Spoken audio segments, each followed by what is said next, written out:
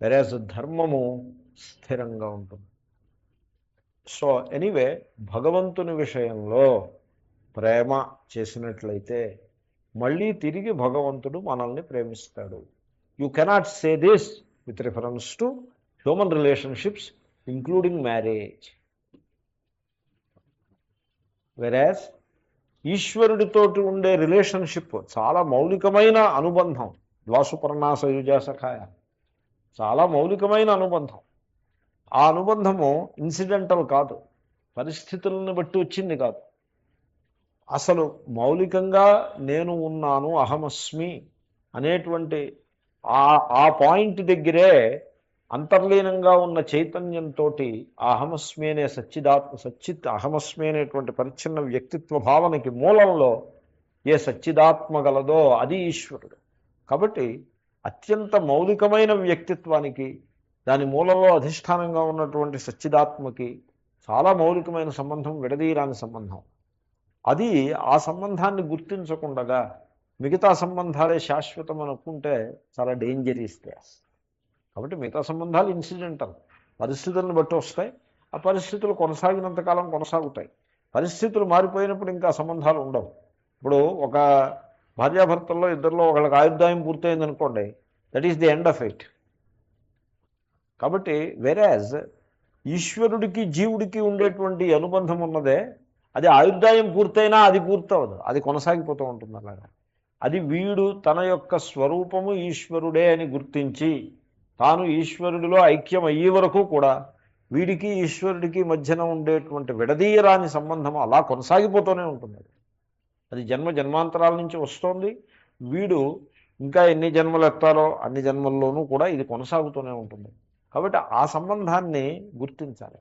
That very fundamental relationship it is. మిగతా relationships అన్నీ తర్వాత వస్తాయి. ఈ ఫండమెంటల్ రిలేషన్షిప్ని ఈశ్వరుడికి జీవుడికి ఉండేటువంటి అనుబంధం అంచేతనే జీవుడు ఈశ్వరుని ఎడల అనురాగాన్ని చూపిస్తే ఈశ్వరుడు జీవుని ఎడల అదే మోతాదులో అనురాగాన్ని చూపిస్తాడు. అదే మోతాదులో యోమే భక్త సమే ప్రియ. కనుక జీవితంలో ఈశ్వర భావనని బాగా బలంగా మనం తెచ్చుకునే ప్రయత్నం చేయాలి. ఈశ్వర భావనకి మీరు ప్రయత్నం చేయాల్సి ఉంటుంది. ఎందుకంటే ఈశ్వరుడు మీ చుట్టుపక్కల వేషం వేసుకుని కనపడ్డాడు, అధిష్టానంగా దాగి ఉంటాడు సర్వానికి. ఈ సంసారము పెద్ద వేషం వేసేసుకుని పగటి వేషాల కింద వేసేసుకుని డ్యాన్స్ చేసేస్తూ ఉంటుంది. సంసారం ఆకర్షించేస్తూ ఉంటుంది. అటువంటి మన ముందు చాలా బలంగా ఆకర్షిస్తూ కనపడేటువంటి ఈ సంసారము మిథ్యాని గుర్తించాలి. కంటికి కనపడకుండా, చెవికి వినపడకుండా, ఇంద్రియాలకి గోచరం కాకుండా అధిష్టానంగా ఉండేటువంటి ఈశ్వరతత్వమే సత్యము అని గుర్తించాలి. చాలా సామాన్యమైన విషయమేం కాదు.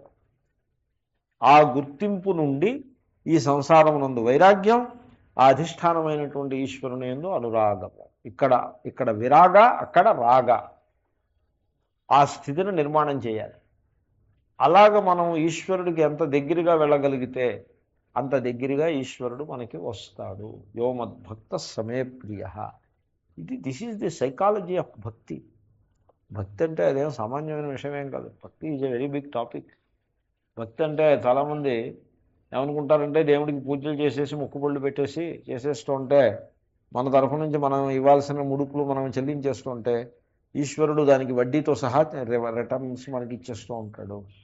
మనం ఏమైనా కొన్ని పనులు మనం చేసుకోలేకపోతే ఈశ్వరుడు వచ్చి చేసి పెట్టేస్తూ ఉంటాడు అని ఆ రకంగా మీరు భక్తి మొదలుపెట్టారనుకోండి, ఫ్రస్ట్రేషన్ వచ్చేస్తుంది. ఆ భక్తి నిలబడే భక్తి కాదు. ఎందుకంటే ఈశ్వరుడు ఒకప్పుడు ఒబ్లైజ్ చేస్తాడు, ఒకప్పుడు ఒబ్లైజ్ చేయడు. He has his own scheme of things. He has to oblige too many people. ఇప్పుడు ఆయన కాంగ్రెస్ పార్టీ వాళ్ళని ఒబ్లైజ్ చేయాలి, బీజేపీ వాళ్ళని ఒబ్లైజ్ చేయాలి, ములాయంని కూడా ఒబ్లైజ్ చేయాలి. He has to oblige Mulayam also. He has to oblige all the guys. కాబట్టి he has his own way of obliging things. కాబట్టి అలా ముడుపులు కట్టేసి రిజల్ట్స్ కోసం చూస్తూ ఉండటం అన్నది పద్ధతి కాదు. అయితే నేను గమనించింది ఏమిటంటే సమాజంలో భక్తి హిందూ సమాజంలో మీరు భక్తికి లోటు లేదు. ఎందుకంటే the raw material is there, devotion is there, spiritual society. దానికి చక్కగా దాన్ని ఇన్వోక్ చేసి దాన్ని జ్ఞానానికి తోటి రంగరిస్తే చాలా గొప్ప సంస్కారాలను నిర్మాణం చేయొచ్చు. వెరాజ్ ఇప్పుడు మీరు పాశ్చాత్య దేశాలకు వెళ్ళి అక్కడ వాళ్ళకి బోధించడం ప్రారంభించారనుకోండి, అసలు ముందు ప్రారంభంలోనే వీళ్ళకి భక్తి ఎలా బోధించాలరా భగవంతుడా అని చూడగానే ముందు నిరాశ కలుగు. వాళ్ళు అలాగా నిర్వికారంగా వింటూ ఉంటారు భక్తి అనే పదాన్ని, ఏ రకమైన రెస్పాన్సు లేకుండా. ఆ స్థితిలో జాగ్రత్తగా వాళ్ళని you have to bring it in to the stream and then make them భక్తాస్. It's a hard task. Whereas ఇండియాలో మీరు భక్తుల్ని నిర్మాణం చేయక్కర్లేదు, భక్తులు సంసిద్ధంగా ఎదుర్కొన్నా ఉన్నారు. మీరు నోరు ఉప్పకముందే వాళ్ళు భక్తులు. వాళ్ళకి కొంచెం ఆ భక్తికి ప్రాపర్ డైరెక్షన్ ఇస్తే సరిపడు, అంత మాత్రం చేస్తే చాలు. కానీ లోకంలో మనకు అలా కనపడదు, సమాజంలో అలా కనపడదు. సమాజంలో వాళ్ళు ఏం చేస్తారంటే భక్తి భావన ఉంది కదా సమాజంలో, దాన్ని తెలుసో తెలియకో ఎక్స్ప్లాయిట్ చేసి, దానికి రాంగ్ డైరెక్షన్ ఇచ్చి ఎక్స్ప్లాయిట్ చేసి మన పబ్బం గడుపుకుందాం అనే ధోరణిలో ఆలోచించకూడదు. చాలా తప్పదు, ఎప్పుడూ అలా ఆలోచించకూడదు. ఇప్పుడు సపోజ్ నేను ఇక్కడ పాఠం చెప్పినట్లయితే, ఇక్కడ సపోజ్ విశాఖపట్నంలో పాఠం చెప్పినట్లయితే, అయితే ఉపన్యాసాలు ఇచ్చినట్లయితే ఓ మూట వస్తుంది. అక్కడికి వెళ్ళి ఆ రాజమండ్రిలోనో లేకపోతే విజయవాడలోనో ప్రసంగం చెప్పినట్లయితే వాళ్ళు చాలా కక్కుర్తి మనుషులు, అక్కడ ఏమీ రాదు అని ఆ రకంగా క్యాల్కులేట్ చేశాను అనుకోండి, it is a highly despicable way of looking at things. దాన్ని అలా ఆ రకంగా ఒక ప్రొఫెషన్ కింద ఒక కమర్షియలైజ్ చేసి పెట్టకూడదు. Very unfortunate development. కాబట్టి సమాజంలో భక్తి ఉన్నది, కొంచెం రాగా ఉంటుంది. డైమండ్ లాగా, డైమండ్ వజ్రముల గనిలో వజ్రం దొరుకుతుంది, కానీ దానికి కాంతి ప్రకాశం ఉండదు. కొంచెం కట్ చేసి ఎడ్జెస్ని క్లీన్ చేసినట్లయితే అది ప్రకాశించడం ప్రారంభిస్తుంది. ఆ పని చేయాల్సి ఉంటుంది. దానికోసం భక్తి యొక్క స్వరూపాన్ని జాగ్రత్తగా గీతాచార్యుడు బోధించి ఉన్నాడు. మహాత్ములు అంత శాస్త్రమంతా ఉంది. తేలిగ్గా ఉండే చోట తేలిగ్గా ఉంది, కఠినంగా ఉండే చోట కఠినంగా, ఎవరి స్థాయికి తగ్గట్టుగా అన్ని స్థాయిల్లోనూ ఉంది. నారద భక్తి సూత్రాలు ఉన్నాయి. భక్తి రసాయనం అని మధుసూదన సరస్వతి గ్రంథం ఒకటి ఉంది. భగవద్గీతలో భక్తి ఉన్నది. ఇంకా భక్తి మీద అనేక గ్రంథాలు, మహాత్ములు ఎంతోమంది రాసినటువంటి గ్రంథాలు ఉన్నాయి. అన్నీ సమాచారం అంతా ఉంది. ఇటొచ్చి జాగ్రత్తగా దాన్ని కొల్లేట్ చేసి దాంట్లో ఉండే సారాన్ని పైకి తీసి వ్యక్తులకు అందజేయటం. ఆ పని చేసినట్లయితే ఎంతంత భక్తి అండి సమాజంలో, ఎంత భక్తి అండి. నేను చూస్తూ ఉంటాను కదా, ఎంత హైలీ స్పిరిచువల్ సొసైటీ. సో కలికాలము ఎక్కడా ధర్మం లేదని అంటారు, అది కరెక్ట్ కాదు. ఎంత భక్తి అండి. మీరు ఏదైనా చిన్న సమావేశం ఏర్పాటు చేసి ఏదైనా పాపులర్ పబ్లికేషన్ ఇచ్చేసినట్లయితే 10,000 మంది జనం పోగొట్టుకుపోతారు. జనానికి చూసుకోక్కర్లేదు. వాళ్ళకి ఏదో సమ్ సూపర్ఫిషియల్ థింగ్ ఏదో వాళ్ళకి అప్పచెప్పేసి లేచకపోతే ఆ ఎఫర్ట్ అంతా కూడా వేస్ట్ అవుతుంది. సో అలా ఉండకూడదు. ఎనీవే అస్తు. సో ఈ శ్లోకంలో మనం గమనించవలసింది ఆజ్ఞాపాలక భగవాన్. భగవంతుని యొక్క ఆజ్ఞని మనం పాలిస్తే మన ఆజ్ఞను ఆయన పాలిస్తాడు, మనకి సేవ చేస్తాడు, మనకు కావాల్సిన ఉపకారం చేసి పెడతాడు. చేస్తూనే ఉన్నాడు ఆల్రెడీ సేవ. సో అవయవములన్నిటికీ శక్తిని ఇస్తున్నాడు, బోళంత సేవ చేస్తున్నాడు. ఈశ్వరుడే అనుగ్రహిస్తున్నాడు కదా. సో ఈశ్వరుణ్ణి ప్రేమించగలిగితే ఈశ్వరుడు మనల్ని ప్రేమిస్తాడు.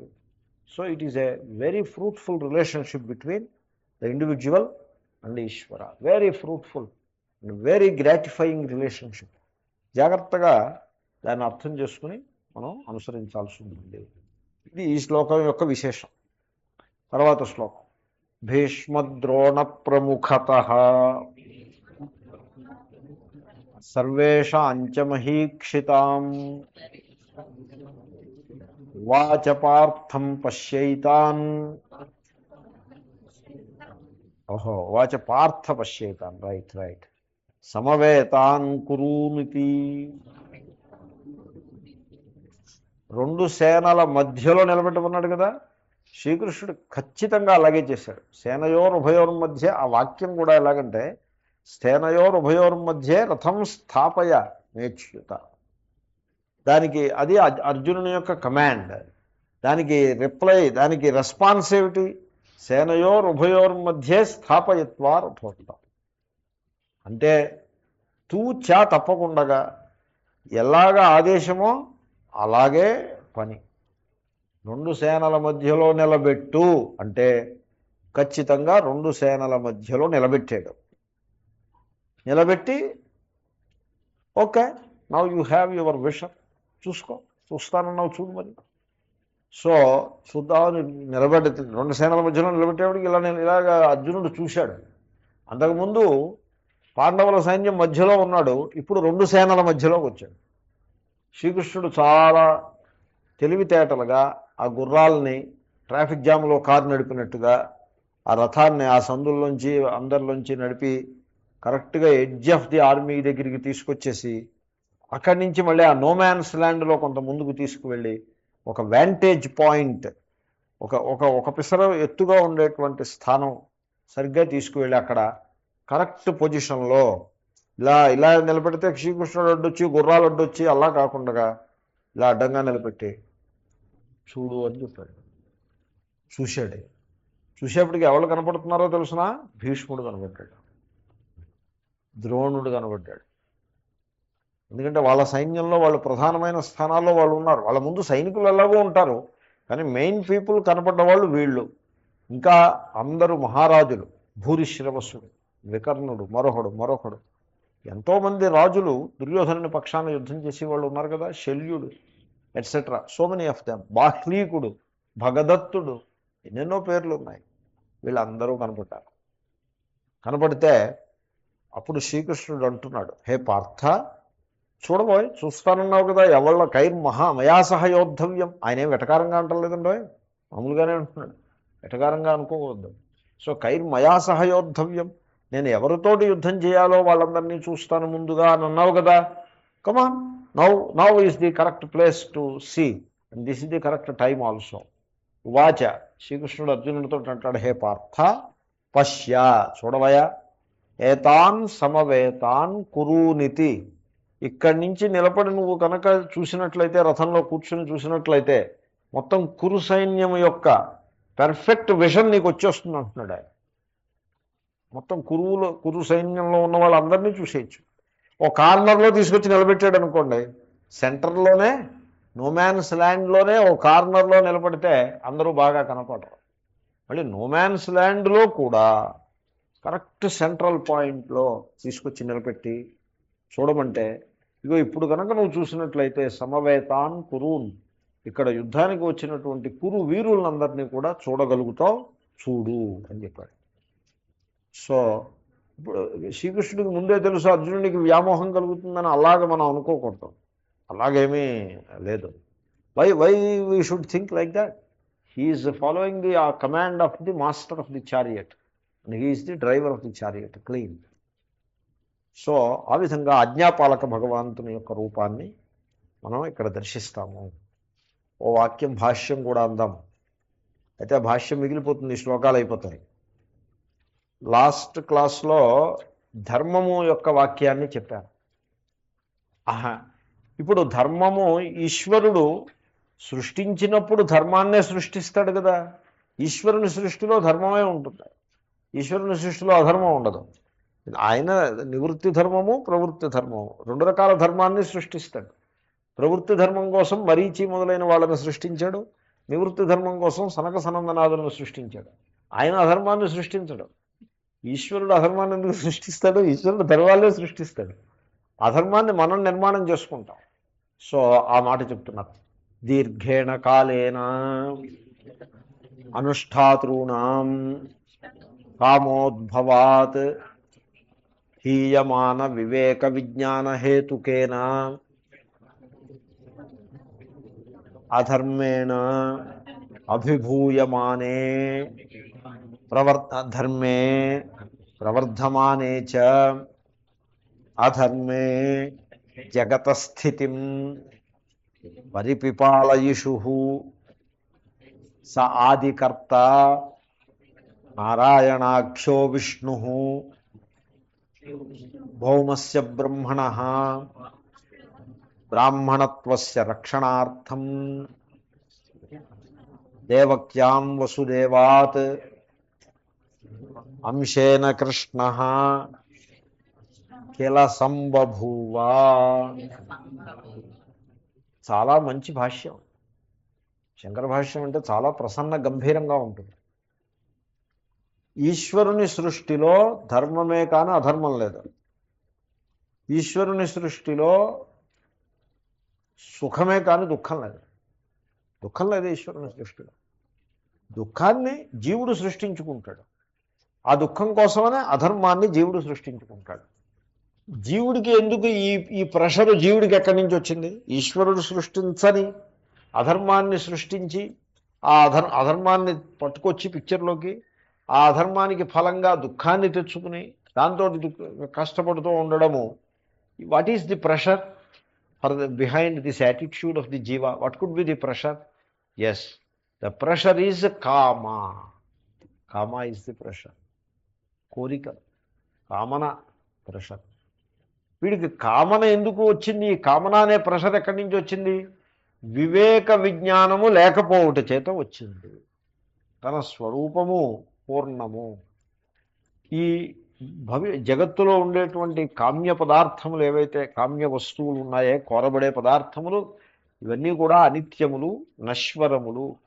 తర్వాత వాటిల్లో ఆనందం అనేది లేదు అనేది వివేకం. ఆత్మ పూర్ణము, ఆనంద నిధానము అనేది విజ్ఞానం. వీడికి వివేకము విజ్ఞానము లేవు. అందుచే ఎప్పుడైతే వివేక విజ్ఞానాలు లేవో ఆ లేమి నుంచి, ఆ అభావం నుండి కామన అనే ప్రెషర్ పుట్టి, ఆ కామన యొక్క ప్రెషర్ చేత వాడు అధర్మాన్ని ఆచరించి ఆ అధర్మం వల్ల వచ్చే దుఃఖాన్ని అనుభవిస్తూ ఉంటాడు. ఇది ఈ విధంగా నడుస్తూ ఉంటుంది. కాబట్టి ఈశ్వరుడు అధర్మాన్ని సృష్టించడు. కాబట్టి ఆయా తర్వాత ఈశ్వరుడు ధర్మాన్నే సృష్టిస్తాడు. ధర్మాన్ని సృష్టించి ఆ ధర్మం నడుస్తున్నంతసేపు కొంతకాలం అయ్యేప్పటికీ అది చెడిపోవడం ప్రారంభిస్తుంది. 1947లో కాన్స్టిట్యూషన్ అని ఒకటి పెట్టారు. ఆ కాన్స్టిట్యూషన్ ప్రకారం ముందు ఏదో కొద్ది రోజులు బాగానే నడిచింది. క్రమక్రమంగా దాన్ని, ఆ కాన్స్టిట్యూషన్ని వీళ్ళేమో ఒకటి ఇటు చింపి ఇంకొకటి అటు చింపి పాడు చేసి, ఏదో ఈ పొలిటీషియన్స్ చాలా ఈ రోజునే ఎంత దుస్థితిని తీసుకొచ్చి పెట్టారంటే, పార్టీ టికెట్ ఎంతమందికి ఇస్తారు? ఇప్పుడు జిల్లాలో పార్టీ టికెట్ ఎంతమందికి? వాళ్ళు ఒకళ్ళకి ఇస్తారు అంతే కదా. కాన్స్టిట్యుయెన్సీలో పార్టీ టికెట్ ఒకడికి వస్తుంది. ఒక 4-5 కోరుతున్నారు దాన్ని, తప్పు లేదు. ఎవరికో ఒకళ్ళకి ఇవ్వాలి. ఏ ఒక్కడికి ఇచ్చినా మిగతా వాళ్ళందరూ ఆఫీసును తగలబెట్టేస్తాము అనే లెవెల్లో ఉంటే ఇంక అసలు టికెట్ ఇవ్వడం ఎక్కడ కుదురుతుంది? టికెట్ ఇవ్వడమే కుదరదు. ఏ ఒక్కడికి ఇచ్చినా ఇంకా అందరికీ ఇచ్చేయాలి.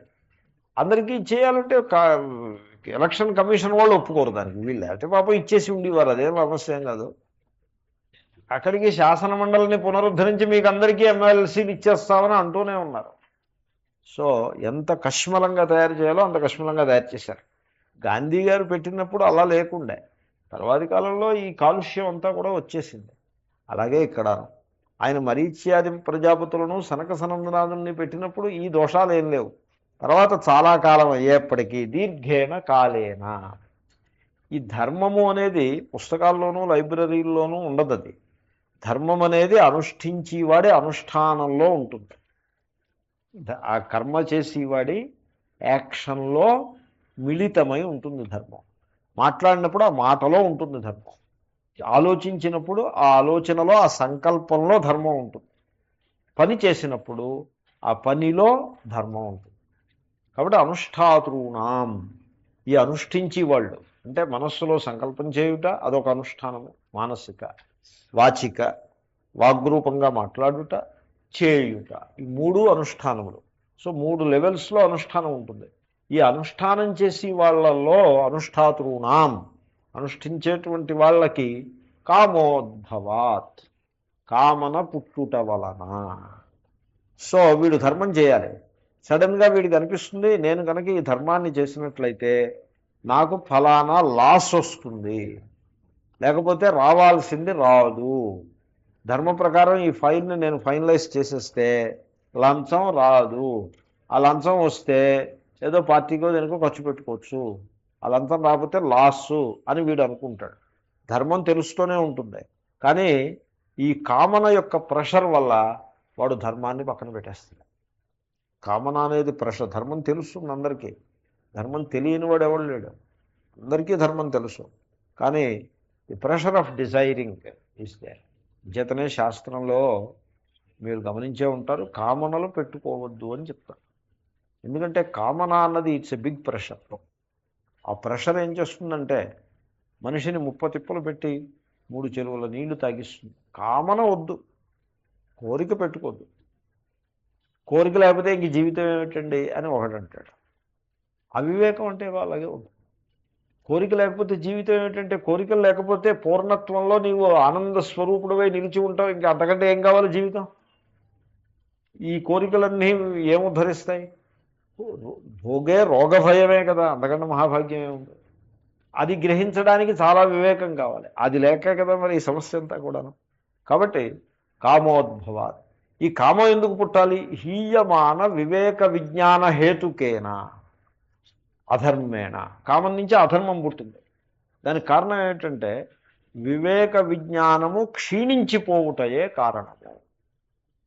ఆత్మ యొక్క స్వరూపము పూర్ణము అని తెలియకపోవటము, బాహ్యమునుందే పదార్థముల యందు సుఖము లేక ఆనందము లేదు, అవి నశ్వరములు, జడములు, చేతనుడనైన నాకు ఆనందాన్ని ఇచ్చే శక్తి వాటికి లేదు అనే వివేకం లేకపోవడం చేత, నిత్యానిత్య వస్తు వివేకం లేకపోవటము, ఆత్మ యొక్క పూర్ణ స్వరూపము తెలియకపోవటము, ఈ కారణం చేత వీడు ఆ అధర్మేణ అధర్మముగా జీవిస్తూ ఉంటాడు. కామోద్భవాత్. కామన పుట్టింది అధర్మంలోకి నెట్టేస్తుంది వీడిని.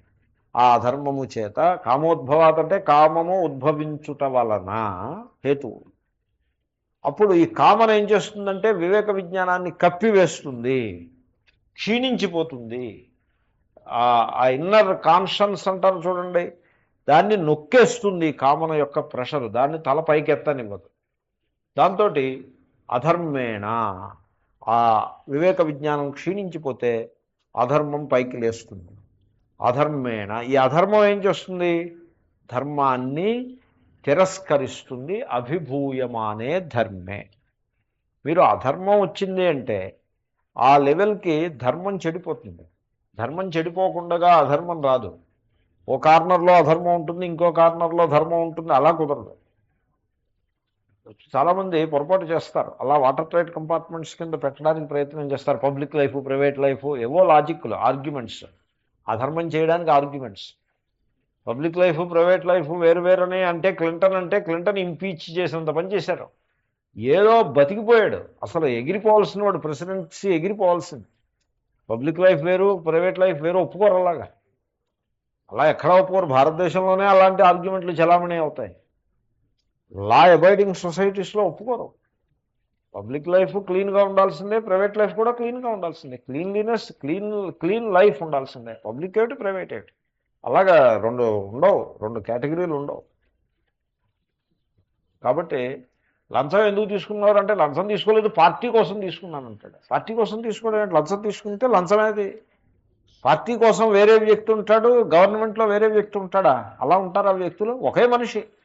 పార్టీకైనా వాడే, గవర్నమెంట్కైనా వాడే. వాడే పార్టీ, వాడే గవర్నమెంట్. గవర్నమెంట్లో క్లీన్గా ఉంటాను, పార్టీ దగ్గర లంచం తీసుకుంటాను అనే argument wrong argument it is. He should be sacked. He should not be entertained. What kind of parties are these parties? I don't like these parties. లంచం తీసుకున్నాడంటే తోసేవతలు పారేయాలంతే. క్లీన్లీనెస్ మెయింటైన్ చేయొద్దు పబ్లిక్ లైఫ్లోనూ. అంతటా అధర్మం పెరిగిపోయిందంటే మరి పెరిగిపోక ఏం చేస్తుంది? పెద్దవాళ్ళు కూడా తప్పుగా బిహేవ్ చేసినప్పుడు. కాబట్టి ప్రైవేట్ లైఫ్, పబ్లిక్ లైఫ్ ఇంకిన్ని మాటలు ఏం లేవు. ఒకే life, and that should be pure and clean. ఆ పని చేయకుండా వీడు అధర్మాన్ని ఎప్పుడైతే పైకి తీసుకొచ్చాడో ధర్మము తిరస్కరించబడింది, అధర్మమే పెరిగింది. అలా అయినప్పుడు ఈ ఇంబ్యాలెన్స్ని సెటరైట్ చేయటం కోసం అంశేన కృష్ణ కిల సంబభూవ, ఆ నారాయణుడు కృష్ణ రూపంగా ఉదయించి భగవద్గీతను ఉపదేశించినాడు. ఈ వాక్యాన్ని మళ్ళీ క్లాస్లో పూర్తి చెప్పాలి. ఓం పూర్ణముద పూర్ణమిదం పూర్ణాత్ పూర్ణముదచ్యతే